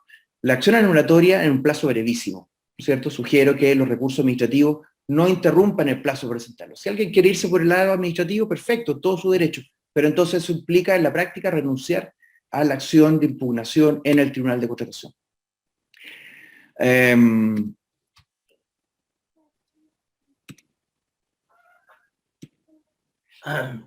Sobre la necesidad de crear un litisconsorcio, con el adjudicatario, que es algo que planteó el presidente también en su presentación. Él decía, ¿no es cierto?, que ve un poco complejo el tema de la notificación. Es verdad, yo en eso concuerdo con él, pero el hecho que la nueva norma diga que se haya que oficiar únicamente la dirección de compra, a mi juicio se queda corta. Porque debe ordenarse la notificación del adjudicatario. También lo dijo el presidente, a partir de la modificación de esta ley, si es que finalmente se convierte en ley, para ofertar será necesario inscribirse, estar hábil y inscrito en el registro de proveedores. Y ahí en el registro de proveedores hay muchísima información respecto de los proveedores, desde luego un correo electrónico para efectos de que sea notificado. ¿Y por qué es importante que forme parte el tercero de este procedimiento? Porque se resguarda el debido proceso y se evita la inutilidad de la sentencia. El tercero, si no forma parte de este proceso, con toda razón va a poder decir, a mí se me está privando de un contrato y yo no tenía idea.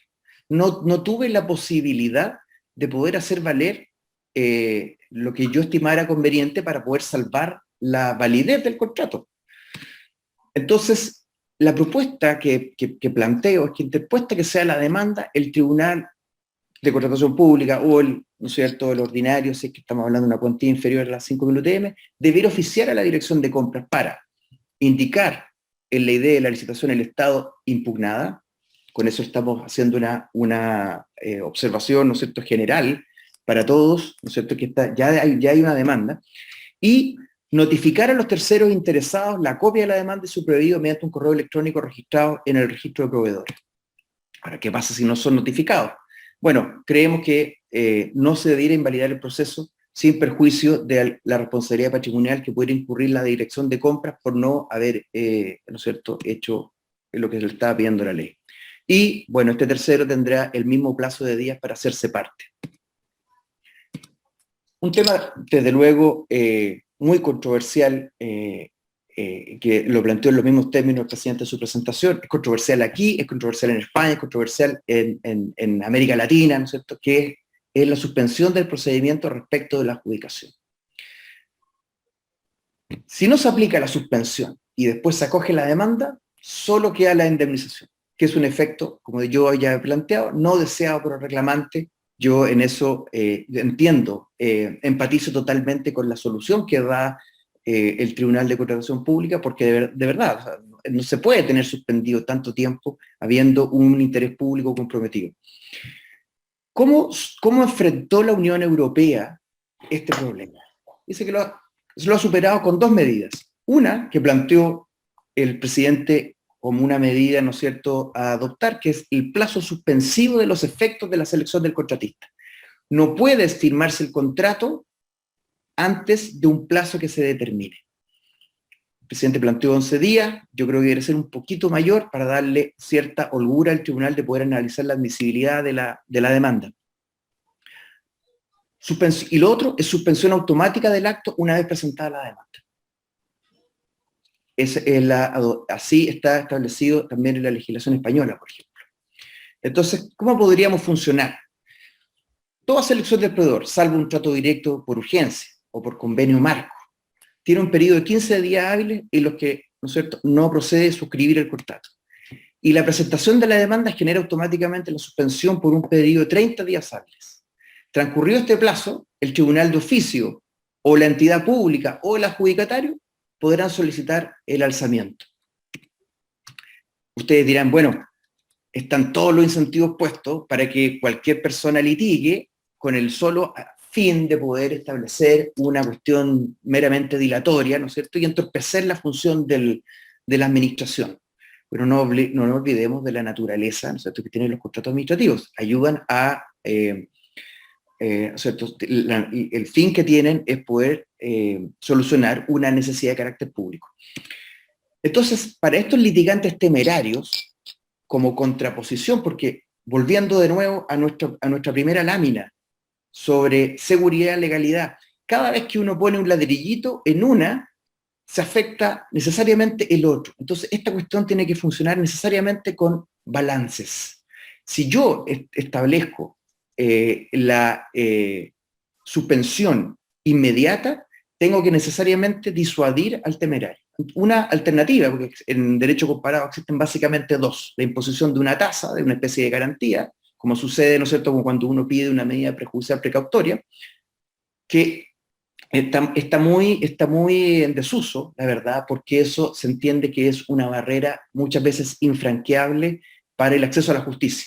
Y la otra alternativa es una multa a beneficio fiscal, y que yo puedo plantear, ¿cierto?, que oscile entre el 1 y el 10% a valor del contrato, y cuyo cobro se hará efectivo en el cumplimiento incidental del fallo. Entonces, con eso, alguien que no tenga alguna plausibilidad para poder, si es que existe la palabra, me disculpen, para poder interponer una demanda, lo va a pensar dos veces.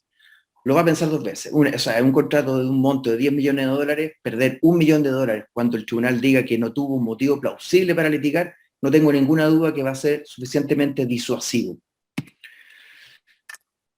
Respecto a la suspensión, bueno, seguimos la suspensión, pero ahora no de la adjudicación del contrato, sino que es lo que estamos hablando de los actos trámite que se dan en el procedimiento y lo que es la ejecución del contrato. Ahí ya no opera, creo yo, no es necesario que opere la suspensión automática, sino que debiera ser previa solicitud de parte y el tribunal resuelva aplicando criterios para acogerla, basado en, ¿no es cierto?, lo que ustedes ya han visto a propósito de las medidas precautorias, ¿verdad? El Fomus Imponi Iuris, el humo del buen derecho, el peligro en la mora, la ponderación de intereses, ¿verdad?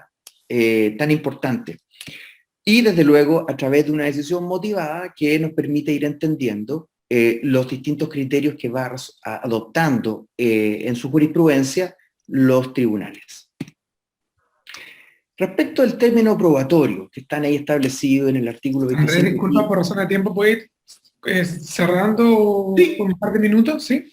Sí. No. El término probatorio está, bueno, en los mismos términos que el actual.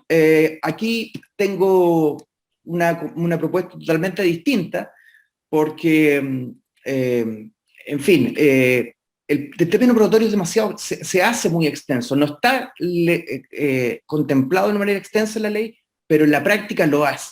Por ejemplo, un entorpecimiento de la prueba testimonial. Eso implica que el procedimiento, el término probatorio va a ser muy lento. Entonces, aquí lo que podemos hacer un poco tomando el procedimiento laboral es que se cita una audiencia. Bueno, primero que el escrito, la demanda y los informes indican cuáles son los medios de prueba que ellos van a utilizar.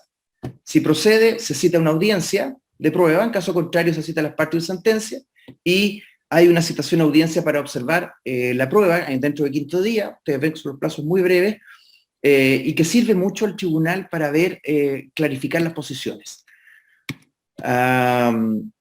Llego acá a los efectos de la sentencia, las medidas que sean necesarias para restablecer el imperio del derecho, dice el proyecto de ley. A mi juicio es más de lo mismo. Ya vimos la alerta que nos da en la jurisprudencia de la Contraloría. Por lo tanto, la ley deberá permitirle al tribunal la adopción de algunas de las siguientes medidas: nulidad del acto, el término anticipado del contrato, si es que está ya en ejecución, la imposición de multas, incluso la reducción de vigencia del contrato. Pensemos en un contrato largo, 10 años, que se determinó una ilegalidad.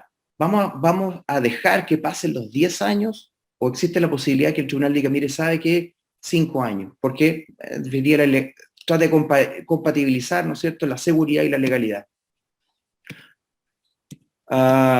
Estos son los elementos que deberá ponderar el tribunal para efecto de determinar su decisión, y sin perjuicio, ¿no es cierto?, de que en la sentencia se reconozca el derecho a la indemnización de perjuicio, la que debiera ser, y en eso también comparto lo planteado por el presidente, no en un juicio sumario, sino que en la etapa de cumplimiento incidental, donde se discuta derechamente el cuánto, lo que corresponde, porque eso es lo que tendría que probar el proveedor. Hoy en día, lo que tiene que probar el proveedor no es solo el quantum, sino que tiene que probar la falta de servicio, porque la Corte Suprema ya lo ha señalado. No toda ilegalidad implica falta de servicio. Y va a tener que además acreditar que él tenía un mejor derecho para la indemnización. Entonces, está muy difícil en la práctica que esa indemnización llegue a la realidad. Por lo tanto, deberá facultarse, para evitar, ¿no es cierto?, ser condenado por un monto mayor, deberá facultarse la entidad adjudicatoria que pueda transigir. Lo que ha planteado el presidente en su exposición respecto a la acción de la SCP, no puedo estar más de acuerdo, especialmente con lo último que señaló, que es que el Tribunal de Contratación Pública va a dictar una sentencia sin que se respeten las normas básicas de un debido proceso. No puede ser, como dijo él, que el tribunal falle con un solo informe. Y además, yo agregaría a eso que si eso funciona, en la práctica, lo que va a pasar es que todos nos vamos a ir, ¿cierto? Vamos a litigar usando la dirección de compra, porque la dirección de compra va a tener la posibilidad de suspensión temporal y además este procedimiento express, lo que va a significar una recarga y una desnaturalización completa de lo que son las funciones de la dirección de compra. Termino con mis conclusiones. El proyecto representa un avance para nuestro sistema de reclamos, desde luego. Sin embargo, requiere una revisión acorde a las tendencias recientes que la Unión Europea ha desarrollado y que le ha impuesto a sus países miembros. Representa una oportunidad este proyecto que combine seguridad para el adjudicatario y el respeto a la legalidad de los procedimientos. Se requiere distinguir como una realidad propia la ejecución de los contratos. Se requiere fortalecer, creo yo, la decisión del tribunal y se requiere descentralizar el sistema de solución de controversias atendiendo que la compra pública en Chile es descentralizada. Disculpen que haya tenido que acelerar, pero entiendo que es necesario dejarle a nuestros alumnos la posibilidad de que formulen sus consultas. Les agradezco a todos su atención y muchas gracias. Voy a descompartir. Muchas gracias, Andrés, por esa tan completa y clara exposición.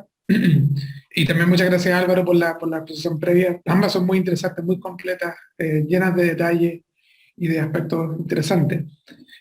Hubo algunas, voy a solo estar unos 5 minutos por razones de tiempo para hacer un par de preguntas que han hecho el público en el chat y los que yo mismo tengo voy a aprovechar de hacer. Jans, de hecho, hizo 2 preguntas en el chat. Una yo creo que ya fue contestada por Andrés, que se refería a en qué sentido el proyecto de ley hace dependiente el Tribunal de Compras Públicas de los tribunales tributarios y aduaneros, y eso ya fue clarificado por Andrés, yo creo. Pero Jans hizo otra pregunta que va dirigida a Andrés, en verdad. Jans pregunta si es tan buena idea o no darle competencia a los juzgados civiles, considerando que no tienen expertise en este tipo de materia. Es una pregunta, Andrés. Yo le haría otra pregunta también a Álvaro, si pudiera contestarla quizás antes. En un punto donde hubo un desacuerdo entre Andrés y Álvaro respecto de la conciliación. No sé si Álvaro podría decir cuál es su punto de vista, si cambiaría en algún sentido su propuesta considerando la crítica que hizo Andrés. Álvaro. Sí, mire, en realidad el tema de la conciliación es un tema bastante discutido y conversado, ¿no? Yo hablo un poco por el tema práctico. El tema práctico, yo entiendo que jurídicamente la conciliación tiene una serie de componentes que son complejos. Pero en la práctica el tribunal ha resuelto ha resuelto juicios importantes por la vía de la conciliación. No formalmente, pero sí materialmente. ¿Qué significa esto? Que cuando llaman a las partes a una situación donde hay una controversia, ellas llegan al acuerdo de que en realidad, por ejemplo, en la fase de licitación, ¿no? Hay una fase impugnada, hay una demanda, hay un proceso donde se están impugnando bases de licitación por distintos aspectos de la fase. La entidad licitante, uno nos llama, plantea la base del arreglo y los tipos dicen, en realidad tiene razón el tribunal. Y usted también tiene razón. ¿Cómo se soluciona? No con una conciliación propiamente tal, sino que el demandante retira la demanda, la entidad licitante modifica las bases y solucionado el tema. O sea, es una conciliación material. Entiendo yo en la práctica y el proyecto lo recoge, donde dice si hay temas económicos, desembolso económico, obliga a que si es una persona jurídica con un directorio, a aprobarlo con una serie de condiciones. Pero el tema es sentar a las partes directamente con un juez a discutir los términos de la demanda y la contestación. Y yo creo que es lo que pasa en los juicios laborales. En los juicios laborales, los abogados que hemos tramitado, yo tramité toda mi vida, sabemos que es importante, digamos, buscarle una solución no jugando al póker, sino con todas las cartas arriba de la mesa. Y eso es lo que le permite al juez proponer bases de acuerdo, y como le digo, la experiencia nuestra ha sido en ese sentido bastante positiva. Okay, muchas gracias, Álvaro. Muchas gracias. Muy clara la respuesta. Andrés, ¿tú Sí. vas a responderle a Jans? Sí, por supuesto. Me parece que es una aprehensión muy razonable lo que plantea Jans al decir que los juzgados civiles no son especialistas. Eso es efectivo. Ahora, el planteamiento que hago es asumiendo una situación de realidad. Probablemente podríamos funcionar como los tribunales ambientales, ¿no es cierto?, que no solo tienen sedes en regiones también, no funcionan solamente en Santiago. Entonces, probablemente sería eso lo ideal, pero lo veo poco posible debido a las restricciones presupuestarias que nos veremos enfrentados. Entonces, a mí, yo creo que lo más importante es que el tribunal tenga la suficiente carga de trabajo que no implique por ahogarlo.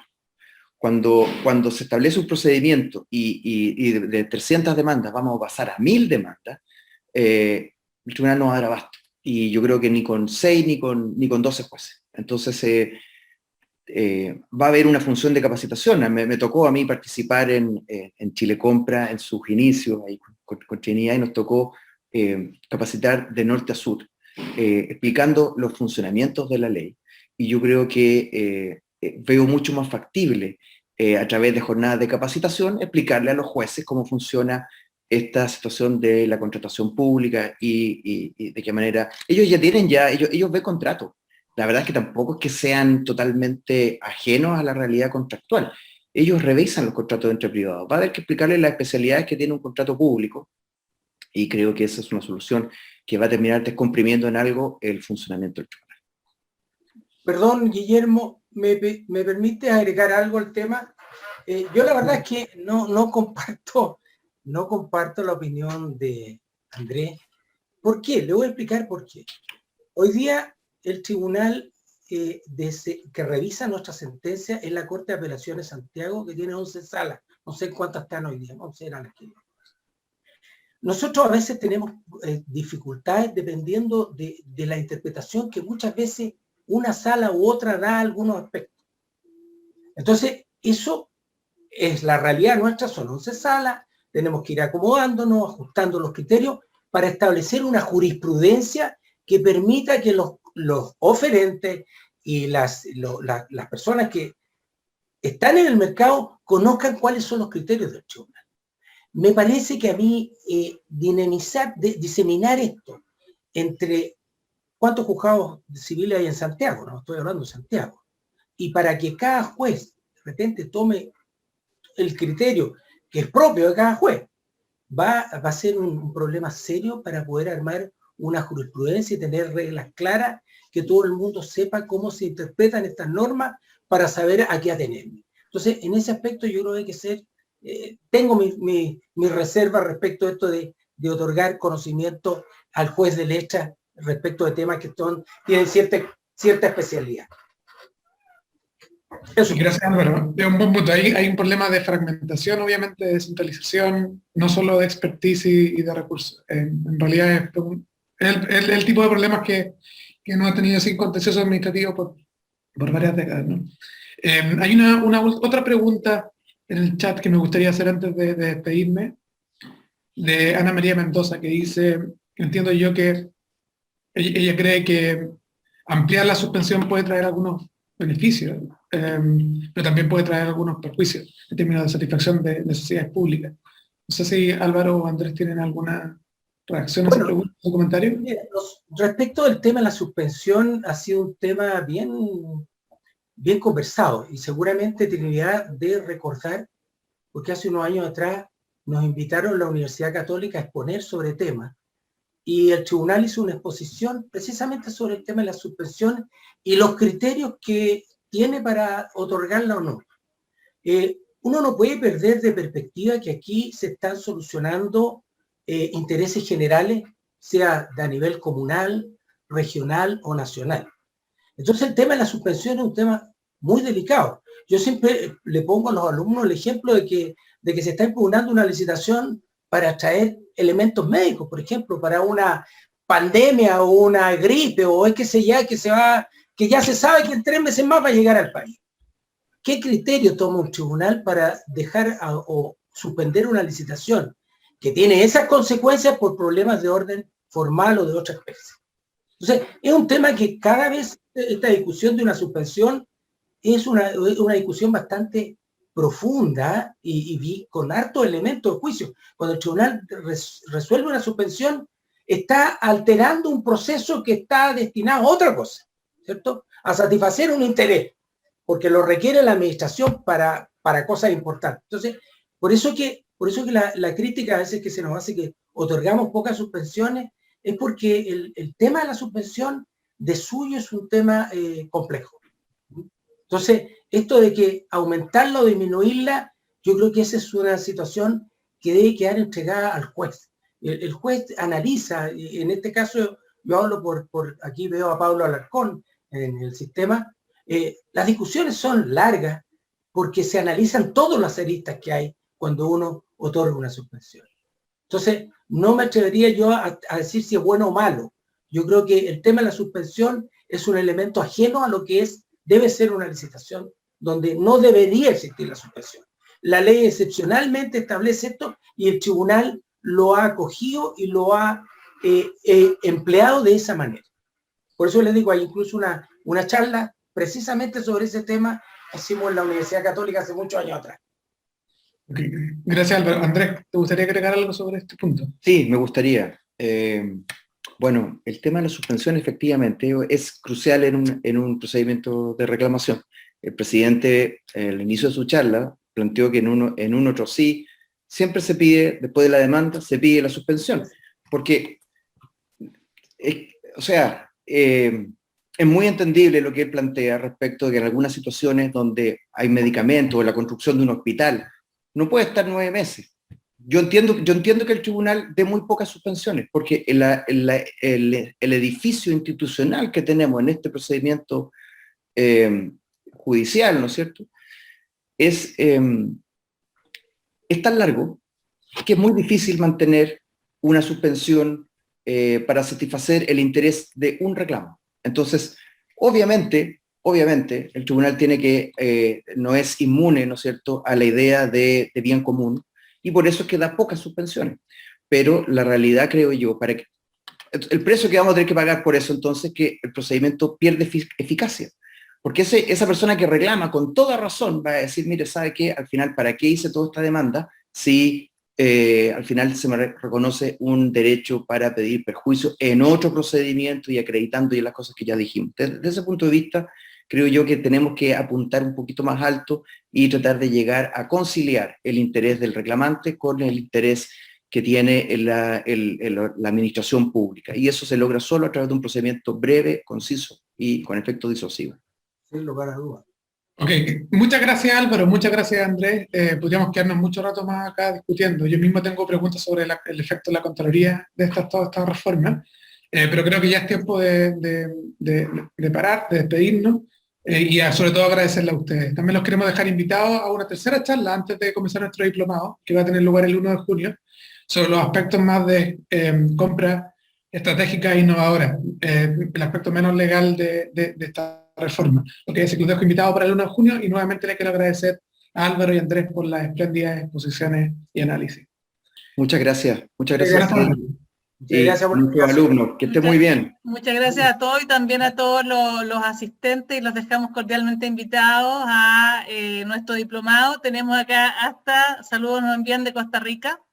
Entonces nos dicen que el día de ayer fue aprobado en debate en la Asamblea Legislativa la nueva Ley General de Contratación Pública, porque Costa Rica está haciendo también sus trámites y su proceso de incorporación a la OCDE, que sin duda que ha sido un elemento muy interesante y que a Chile también motivó una serie de reformas, y de hecho también en la creación del tribunal estuvo también inspirado en ingreso a la OCDE. Así que bueno, saludos a todos y los esperamos el próximo 1 de junio en nuestra próxima charla sobre compras públicas estratégicas, que será un tema muy interesante también. Así que muchas gracias a todos ustedes. Gracias, Tidia. Buenas Que estén tardes. muy bien, gracias a todos. Gracias. Nos vemos.